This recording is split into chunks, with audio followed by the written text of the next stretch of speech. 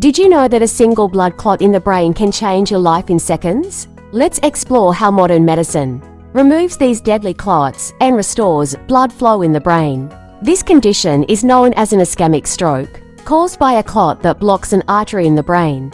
Without oxygen, brain cells begin to die within minutes. But thanks to advanced medical procedures, doctors can remove the clot through a process called mechanical thrombectomy. A thin catheter is inserted, usually through the groin, and carefully navigated up to the brain's blood vessels. Once the clot is reached, a small device like a stent retriever is deployed. It grips the clot and pulls it out, restoring vital blood flow. This animation shows the process step by step, offering a rare inside look at life-saving brain surgery. Timing is everything.